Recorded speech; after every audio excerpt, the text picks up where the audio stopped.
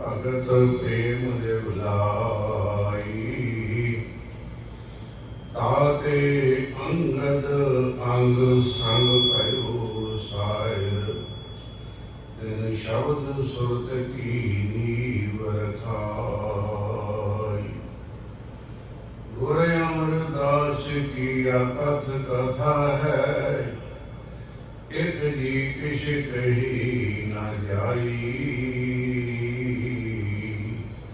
सोडी श्रेष्ठ सकल तारण को, अब गुरु रामदास को मिली वडाई। हमें अब गुण परे एक गुण नहीं, अमृत शाद बिखै दिख खाई। माया मोह परम पै फूले, सुत दादा सो प्रीत लगाई। एक उत्तम पंथ सोयो गुर संगत, तह निरंत जम त्रास मिटाई। एक अरदास पाठ कीरत की, गुर रामदास राखो सरनाई। एक अरदास पाठ कीरत की, गुर रामदास राखो सरनाई। तख्त जबर शब्द दे मालक,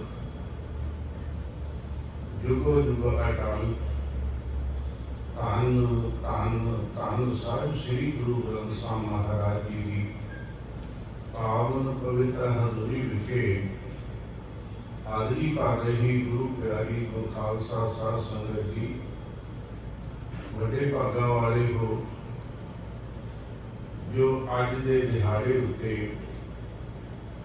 धन धन साहिब श्री गुरु ग्रंथ साहिब महाराज जी के पहले प्रकाश दिवस दी खुशियां विच मनाए जा रहे समागम में हाजरी भर रहे हो। सर्वा संगत माई भाई जितने भी हाजरी भर रहे हो, रसां नूं करो पवित्र, गल वज के फतेह बुलाओ। आखो जी वाहिगुरु जी का खालसा, वाहिगुरु जी की फतेह। गुरु प्यारी साध संगत, संसार भर विच श्री गुरु ग्रंथ साहिब महाराज जी का पहला प्रकाश दिवस जो है, गुरु नानक नाम देवा सिख संगत बड़ी श्रद्धा भावना सत्कार सहित मनाती है।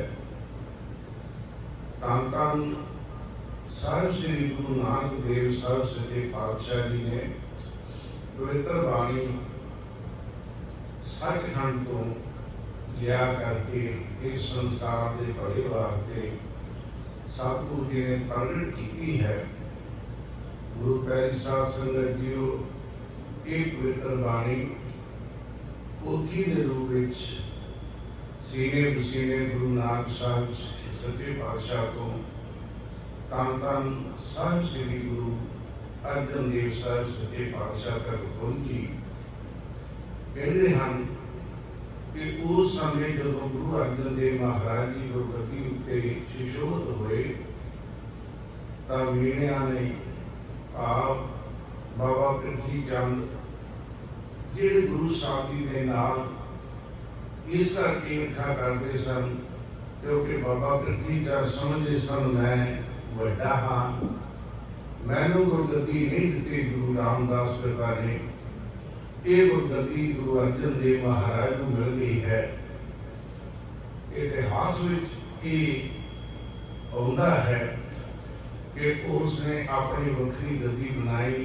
कल भी आप जी नाले भजन साझा होया सी अते गुरबाणी गुरु अर्जन देव महाराज जी के पास है अते सब सच्चे पातशाह उसके नाल उपदेश करते हैं। एक बाबा पृथ्वी चंद का सपुत्र बाबा मेहरबान जी वो मिश्री करते सन, वो लिख भी लेते सन, वो अरबी फारसी हिंदी पंजाबी के ज्ञाता सन। उन्होंने भी यत्न किया गुरबाणी लिखने वास्ते। गुरु प्यारी साध संगत पर वो गुरबाणी नहीं सी, क्योंकि वो तुर्की बाणी नहीं सी, केवल बाबा मेहरबान जी वालों उच्चारण की हुई कविता सी। इस वास्ते वो प्रवाहित नहीं हुई, पर उन्होंने गाउन वालिया ने कीर्तन करने वालिया ने बाबा मेहरबान की बाणी को भी ओदी बनाई हुई कविता को भी गाना शुरू कर दिता। कीर्तन पंक्तियां वरतने शुरू कर दित्तियां। पर एक गल सी कि मेहरबान जी ने जो भी कविता उच्चारी, जो भी उन्होंने तुकबंदी की, उसके आखिर में नाम वरत्या गुरु नानक साहब सच्चे पातशाह जी का। जिसका कई बारी पढ़ते हाँ कि नाम तुम्हारी नानका चली रहे दिन रात, नानक नीवा जो चले लगे न तो वाओ। ये पंक्तियां गुरबाणी दी ने, ये पंक्तियां मेहरबान जी के उच्चारण हुई हैं अते प्रचलित हो गई। असी उन्होंने पंक्तियां कई बारी अपने विवाह कार्डा उत्ते भी लिखते हैं। सतगुर दाते काज रटाया अपनी मेहर कराई, दासा कार्य आप सवारे ये तेरी वडियाई। ये भी असी कई बारी ब्याह के कार्डा उत्ते भी पढ़ते। ये भी पंक्तियां मेहरबान जी का उच्चारण कीतियां हुई।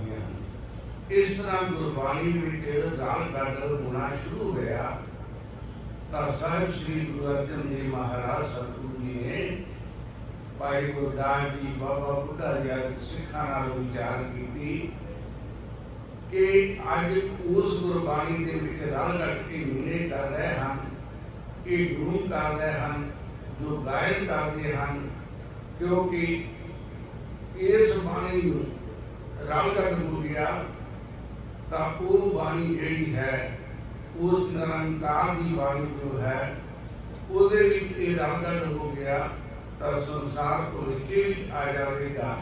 इस वास्ते सानू बाणी अलग करनी चाहिए है, सानू एक ग्रंथ बनाना चाहिए, क्योंकि हम पंथ बन गया गुरु नानक का, उसके नाल ग्रंथ भी चाहिए क्योंकि पंथ नूं ग्रंथ की लोड़ है। सो ये विचार करके साहिब श्री गुरु अर्जन देव महाराज सतगुरु सच्चे पातशाह जी ने श्री रामसर साहब जो गुरुद्वारा साहब है, शायद आप जी किसी ने दर्शन किए होंगे, वो रामसर साहब गुरुद्वारा साहब बाबा दीप सिंह जी का जो शहीदगंज गुरुद्वारा है उसके बिल्कुल नाल लगता है। उत्थे सतगुरु सच्चे पातशाह जी ने उस जगह में देखा जाके उत्थे बहुत ही दरख्तों का झुंड सी, एक उत्थे छपड़ी सी जिसका पानी बड़ा निर्मल सी। सतगुरु जी ने उस जगह को पसंद करके उस जगह के उत्ते बैठ के श्री गुरु ग्रंथ साहब मां की रचना करने का विचार किया। बहुत सुंदर तंबू लुवाए उत्ते सतगुरु जी ने। तंबू लुवा के सतगुरु जी ने भाई गुरदास जी को हुक्म किया, भाई जी तुसी गुरु ग्रंथ सारे तैयार करना है, उसकी लिखाई तुसा करना है। लिखाई भाई गुरदास जी ने बनाया। सतगुरु सच्चे पातशाह जी ने भाई बन्नू नूं हुक्म किया, भाई बन्नू जी तुसी स्याही बनाउण दी सेवा करनी है, क्योंकि उस वेले इस तरह स्याही नहीं सी मिलिया करती जिस तरह अजकल बाजारां विच मिल जाती है। सतगुरु कहते भाई बन्नू जी तुसां स्याही तैयार करनी है। तो गुरु प्यारी साध संगत जी उस स्याही बहुत ही तरीके नाल कीती जाती सी।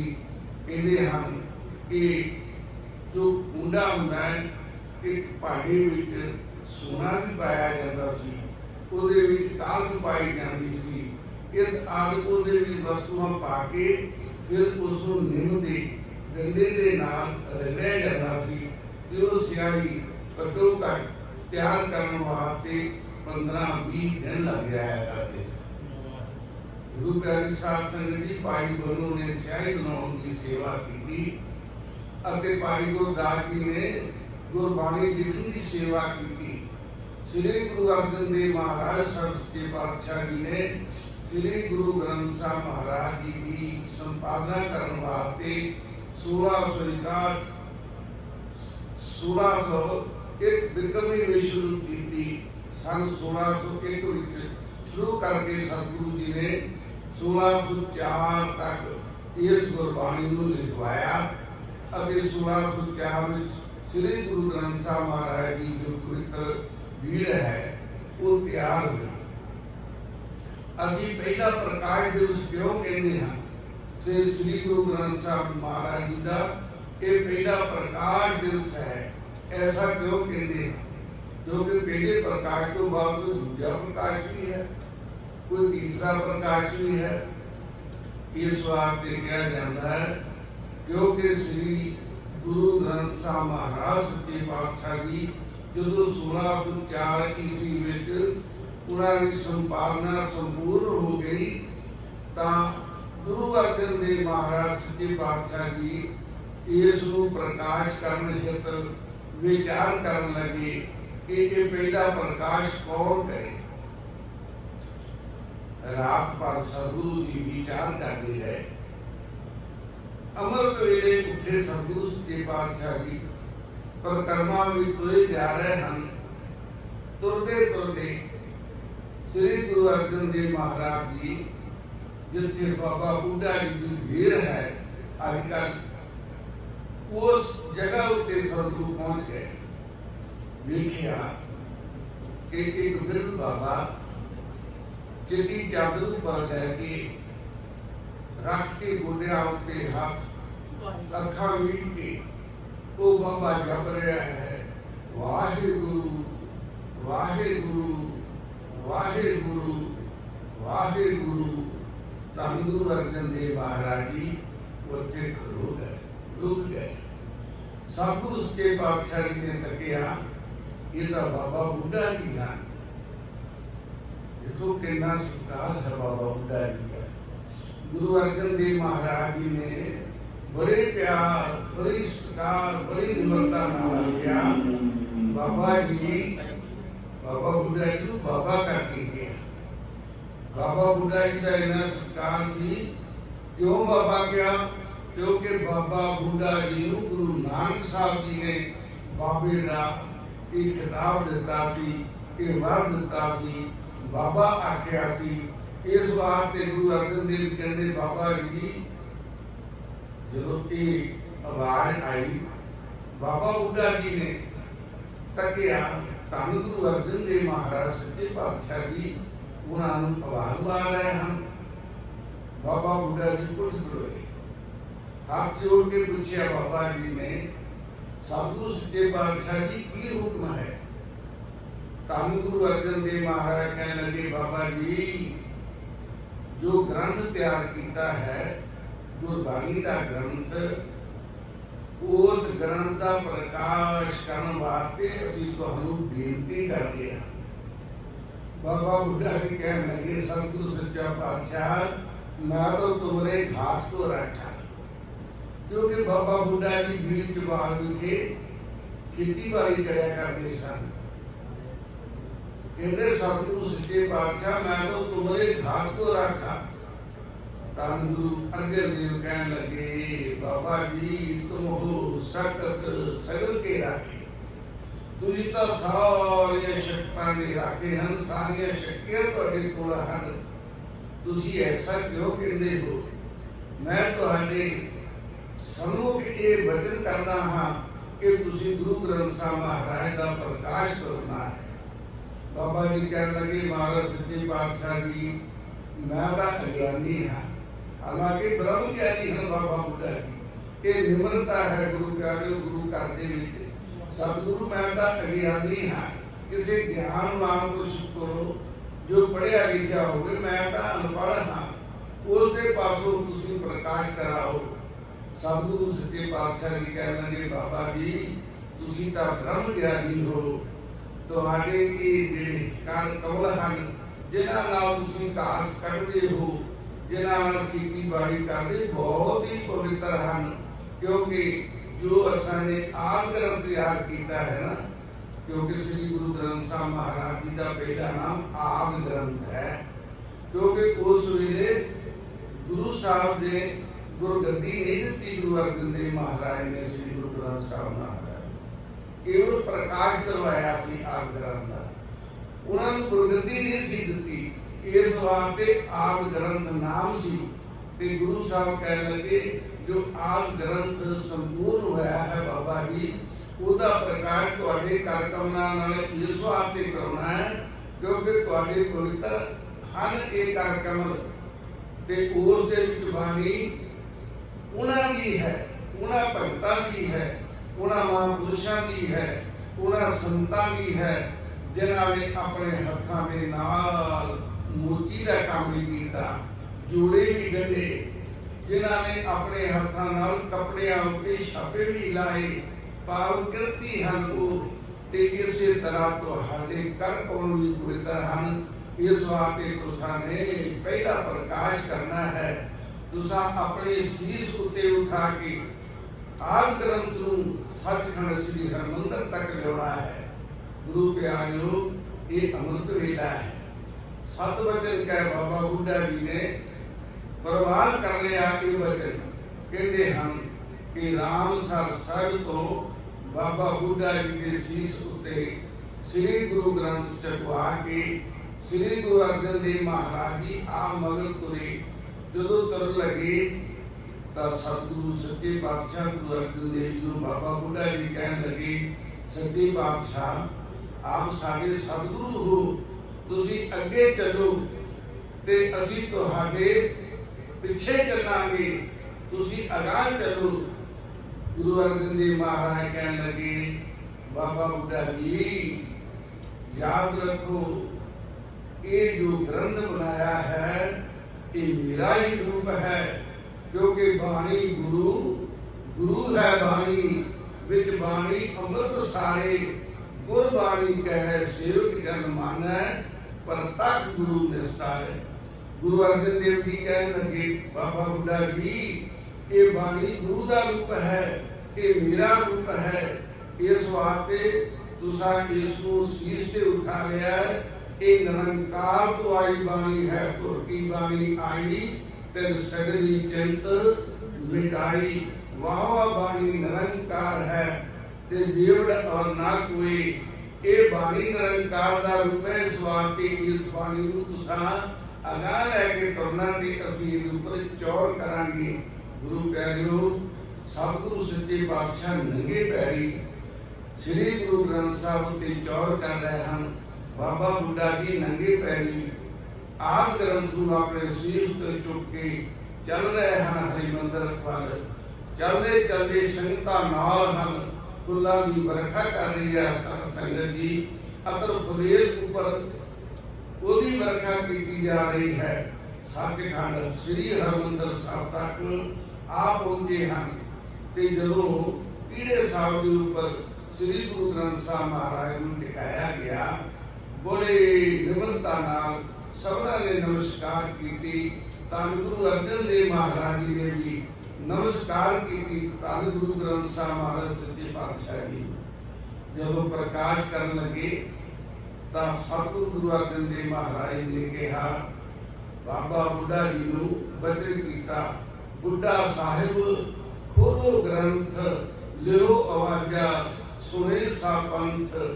बाबा जी इस ग्रंथ नूं खोलो, भाव प्रकाश करो ते इहदे विचों आवाजा लवो। आवाजा तो भाव जिहड़ा आपां हुक्मनामा लैंदे हां, सतगुरु जी ने कहा कि इहदे विचों आवाजा लवो ते सारा पंथ जो बैठा इस नूं सरवण करे। ते सतगुरु सच्चे पातशाह का हुक्म पाके बाबा बुढ़ा जी ने जो प्रकाश किया ना, ते हुक्म आया संता के कारज आप खुलोया, हर कम करावन आया राम। तरत सुहावी ताल सुहावा, विच अमृत जल छाया राम। ये सूही राग का शब्द है, पंजवें पातशाह गुरु अर्जन देव महाराज जी है। सारे पंथ ने सुनिया, गुरु प्यारिओ फिर गुरु की हजूरी दे विच बड़ी श्रद्धा भावना दे नाल कीर्तन होया। कीर्तन होया जो शाम का वक्त होया ना, ते फिर सतगुरु सच्चे पातशाह धन गुरु अर्जन देव महाराज जी ने हुक्म किया कि गुरु साहब का सिंहासन करके गुरु ग्रंथ साहब महाराज जी का एक पवित्र जगह उत्ते इस सुशोभित करना है। वो किहड़ा स्थान है गुरु प्यारिओ? वो स्थान है कोठा साहिब, अकाल तख्त साहिब के नाल। उत्थे क्यों गया? वो कोठा साहिब किवें बनिया? सचखंड श्री हरमंदिर साहिब नूं बनाउण तों पहला जो धरती विचों मिट्टी पुट्टी गई, उस मिट्टी नूं उस स्थान दे उत्ते रखिया गया जिथे वो कोठा साहिब है, ते उस मिट्टी नूं गो के ओदे नाल वो कोठा तैयार किया गया। फिर श्री गुरु ग्रंथ साहब महाराज सच्चे पातशाह जी को उस जगह तक पहुंचाया गया। रात को उत्थे सिंहासन कीता, पलंग दे उत्ते सुंदर पलंग सी, सुंदर उत्ते विछाई की गई, रेशमी विछाई करके गुरु ग्रंथ साहब महाराज सच्चे पातशाह जी को उसके ऊपर सुशोभित कर दिता गया। कमाल की गल यह है कि गुरु साहब गुरु अर्जन देव महाराज जी ने हुक्म किया कि इस पलंग के हेठां चादर विछाई जाए, क्योंकि ये चादर उत्ते असीं विश्राम करना है। देखो अपनी रचना नूं कितना सतगुरु सच्चे पातशाह ने सत्कार किया। दुनिया का कोई ऐसा ग्रंथ नहीं जिसनूं लिखण वाले लेखारी ने उहदा इन्ना सत्कार किया होवे। श्री गुरु ग्रंथ साहब महाराज गुरु साहब ने अपनी हयाती दे विच लिख के तैयार किया। दुनिया भर के जितने भी धार्मिक ग्रंथ है गुरु प्यारिओ, आपां सब दा सत्कार करते हैं। रामायण है, गीता है, इस तो इलावा ये कुरान शरीफ है, ये सारे ग्रंथ जितने भी हैं, ये किसी भी पैगंबर ने, किसी भी अवतार ने, किसी भी औलिए ने अपनी हयाती में नहीं लिखा। उन्होंने जान तो बाद उन्होंने चेहरे ने लिखा। गुरु प्यारी साध संगत जी, कुरान शरीफ जो है वो हजरत साहब की रचना मानी जाती है, पर उन्होंने अपने हाथ नाल नहीं लिखे, ना लिखवाया, क्योंकि वो तो उम्मी सन। उम्मी तो भाव है अनपढ़ सन, वो ना पढ़ सकते सन ना लिख सकते सन। इस वास्ते श्री गुरु ग्रंथ साहब एक वाहद गुरु ग्रंथ साहब महाराज का जो अपनी हयाती में गुरु साहब ने लिखवाया। सो मैं बेनती की थी कि इस पुरब आज के दिवस जो आप मना रहे हैं, इसको पहला प्रकाश क्यों कहते हैं? क्योंकि प्रकाश का दमदमा साबित भी हुआ। इस श्री गुरु ग्रंथ साहब महाराज जी के विच जदों गुरु अर्जन देव महाराज जी ने बाणी उच्चारण करके भाई गुरदास जी पासों लिखवाई, तो इतिहास आता है कि कई विचों सतगुरु जी ने जो पन्ने सन, जिन्होंने असीं अज अंग कहते हैं, खाली लिखवाए। कारण क्योंकि सतगुरु जी दूरअंदेशी सन, सतगुरु अंतरजामी सन, सतगुरु जानी जान सन। गुरु अर्जन देव महाराज जी को पता सी कि इस बाणी दे विच गुरु तेग बहादुर साहब की बाणी में दर्ज हो गई है। तो कहते हैं कि इस समय गुरु अर्जन देव महाराज सच्चे पातशाह जी ने भगतां की बाणी दर्ज करवाई। पंज गुरु साहबान की बाणी उहदे विच दर्ज सी। छेवें गुरु तेग बहादुर साहब की बाणी दमदमा साहब जो गुरु गोबिंद सिंह कलगीधर पातशाह जी ने श्री गुरु ग्रंथ साहब महाराज जी को दोबारा लिखाना शुरू किया सी, क्योंकि महाराज ने पहली भीड़ सीगा बनाई गुरु आदि ग्रंथ वो धीरमलिया के पास गुरु गोबिंद सिंह साहब सच्चे पातशाह जी ने सिंघां नूं भेजिया कि जाओ धीरमलिया के पासों आदि ग्रंथ लेके आओ, असा गुरबाणी जी है वो उसकी रचना करनी है, दीवारा लगवानी है, उहदे विच गुरु तेग बहादुर साहब की बाणी दर्ज करनी है। जो सिख गए तो धीरमलिया ने इनकार कर दिता वो ग्रंथ देण वास्ते। वो कहते जी वो आप गुरु है तो आप बाणी उच्चारण करके लिखवा लवे। जो आके सिंघा दसिया गुरु गोबिंद सिंह साहब सच्चे पातशाह जी ने जो लिखन सार गुरुद्वारा है ना अज का दमदमा साहिब के उस स्थान के उत्ते कलगीधर पातशाह जी ने फैसला कर लिया कि इत्थे ही असी गुरु ग्रंथ साहब महाराज जी की दोबारा संपादना करांगे। उस समय भाई मनी सिंह जी को सतगुरु के पातशाह जी ने लिखण वास्ते हुक्म किया। कर्मा कड़म की जो सेवा है उस समय बाबा दीप सिंह जी ने यह हुक्म किया तुसी कलमा करनिया हैं स्याही की तैयारी करनी है। गुरु प्यारिओ बाबा दीप सिंह जी ने स्याही बनानी शुरू कर ली कलमा कढ़न की तैयारी की। कलम एक नहीं इतिहास में वर्णन होता है भी एक पन्ना लिखण वास्ते केवल एको ही कलम वरती जाती सी, फिर दूसरी कलम वरती जाती सी। एक पन्ने का भाव सी कि दोनों पासी इस अंग दे जो भी कलम वरती जाती सो एको ही वरती जाती सी। इस वास्ते गुरु प्यारिओ गुरु कलगीधर पातशाह जी ने श्री गुरु ग्रंथ साहब महाराज जी उत्थे संपादना की फिर उत्थे भी प्रकाश होया। पर पहला प्रकाश इस वास्ते कहा जाता कि आद भीड़ जी है वो गुरु अर्जन देव महाराज सच्चे पातशाह जी ने पहली बारी तैयार करके पहली बारी सचखंड श्री हरमंदिर साहब के अंदर उसका प्रकाश किया सी।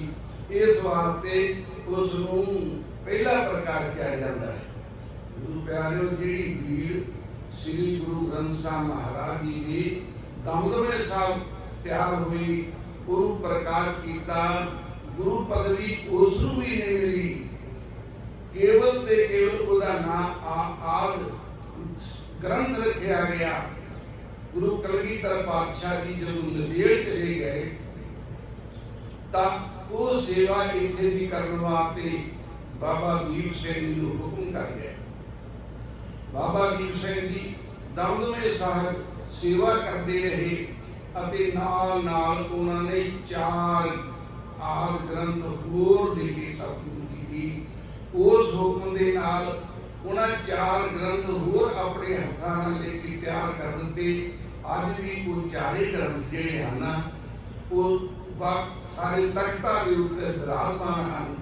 तो गुरु प्यारी साध संगत फिर नांदेड़ पहुंच के साहिब श्री गुरु गोबिंद सिंह कलगीधर पातशाह जी ने आद श्री गुरु ग्रंथ साहब महाराज जी नूं एक दिन भाई दया सिंह नूं हुक्म करके ये वचन किया कि जाओ दया सिंह ग्रंथ ले आओ।